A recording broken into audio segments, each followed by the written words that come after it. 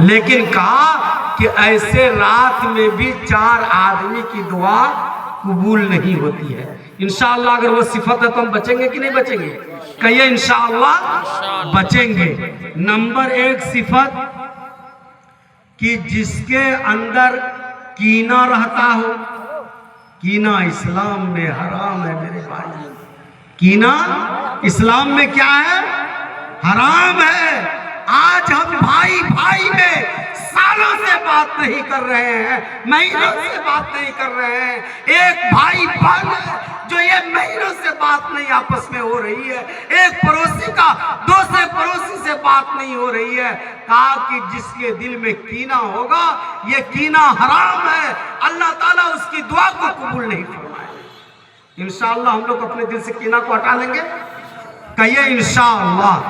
3 دن سے زیادہ کینہ رکھنا ایک مسلمان کے لیے حرام ہے۔ اس لیے میرے محترم، جس کا بھائی اس سے ناراض ہو، جس کا پڑوسی اس سے ناراض ہو، جس کی بہن اس سے ناراض ہو، حتیٰ کہ ماں باپ بھی کئی اولاد سے، نہ بیٹا باپ سے بولتا ہے، نہ بیٹا ماں سے بولتا ہے، نہ ماں بیٹا سے بولتی ہے، ہم منائیں گے انشاءاللہ۔ میرے محترم بزرگ، کہا کہ ایک کینہ رکھنے والا اللہ تعالیٰ اس کی دعا کو قبول نہیں فرماتے ہیں۔ دوسرا صلہ رحمی توڑنے والا۔ ہم پڑوس میں ہیں، 2 میں جھگڑا ہوا تو بہتر انسان ہوا ہے کہ دونوں کو آپس میں سمجھا کر ملا دے، اور ایک کہتا کہ کیس کر دو۔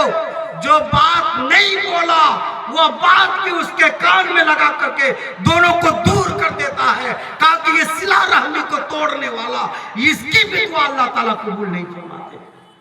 میرے محترم دوستو، اے گاؤں کے جو تھانہ کی دلالی کرنے والوں، برا مت ماننا۔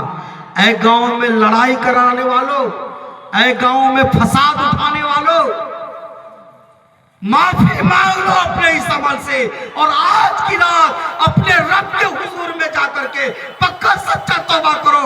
اے مولا، ہم آج کے بعد کسی سماج کو سماج سے نہیں لڑائیں گے، بھائی کو بھائی سے نہیں لڑائیں گے، میشور کو بیوی سے نہیں لڑائیں گے، بھائی کو بہن سے نہیں لڑائیں گے۔ اگر کتابوں میں لکھا ہے کہ صلح کرنے کے لیے اگر تم کو جھوٹ بھی بولنا پڑے تو جھوٹ بھی بول کر کے لیکن تم صلح کرا دو، یہاں پر جھوٹ بولنا جائز قرار دیا۔ یہ صلہ رحمی کو توڑنے والا۔ تیسرا کہا کہ شرابی، اللہ تعالیٰ اس رات میں شرابی کی دعا قبول نہیں کرتے۔ اے شراب پینے والوں، اپنے رب سے معافی مانگ کر کے، اے مولا ہم سے غلطی ہو گئی ہے تو معاف فرما دے، اب کے بعد یہ غلطی نہیں کریں گے۔ اور ایک انسان جب عزم کر لیتا ہے، جب ارادہ کر لیتا ہے، پکا سچا توبہ کر لیتا ہے، تو اللہ تعالیٰ اس کو توفیق بھی عطا فرما دیتے ہیں۔ اور چوتھا شخص کون ہے؟ ماں باپ کے نافرمان کو اس رات میں ان کی دعا قبول نہیں ہوتی ہے۔ ماں باپ کے نافرمان، آج ہم اپنے باپ کی ادب نہیں کرتے ہیں، اپنے ماں کی ادب نہیں کرتے ہیں۔ آج ہم ان کو کہیں سنی انسنی کر دیتے ہیں، بوڑھا ہو گیا ہے۔ ماں باپ کی کچھ فطرت ہوتی ہے، بڑھاپے کی وجہ سے وہ بچوں والی عقل ہو جاتی ہے۔ آپ کو جو جائز امور ماں باپ کہہ دے تو ان کی بات کو مانا کیجئے۔ امام شافعی رحمت اللہ علیہ کے بارے میں آتا ہے، اتنے بڑے امام ہیں، وقت کے مجدد ہیں، پورے دن اس کے گھروں پہ دروازے پر بھیڑ لگی رہتی ہے، پورے دن کوئی مسئلہ پوچھتا ہے یا تھوڑا سا وقت بچتا ہے تو امام شافعی مسئلے کا استنباط کرتے ہیں قرآن و حدیث سے۔ پورے دن میں فرصت نہیں ملتی ہے، رات کو جب عشاء کے بعد کھانے کے بعد فارغ ہوتے ہیں تو بیوی سے پوچھتے ہیں کہ میری بیوی امی تو کہا کہ امی آپ کی نماز پڑھ کر سو گئی ہے۔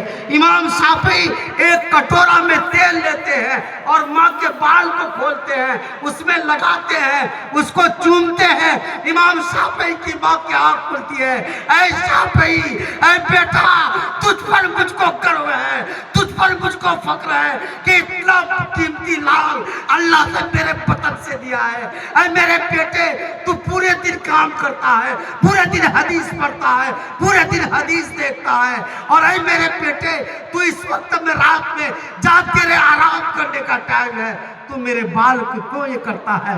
کہتا کہ امام شافعی کہتے کہ ماں مجھے دن میں موقع نہیں ملتا ہے، اس لیے میں سوچتا ہوں کہ رات ہی میں تیرے کچھ خدمت کر لوں۔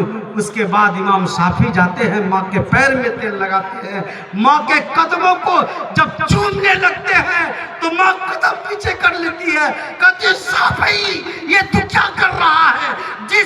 جس منہ سے تو پورے دن قال اللہ اور قال رسول کرتا ہے، اس منہ کو اس ناپاک قدم سے کیوں چومتا ہے؟ کہا امام شافعی کہتے ہیں کہ ماں میں تیرے اس ناپاک قدم کو نہیں، میں اپنے جنت کو چومتا ہوں۔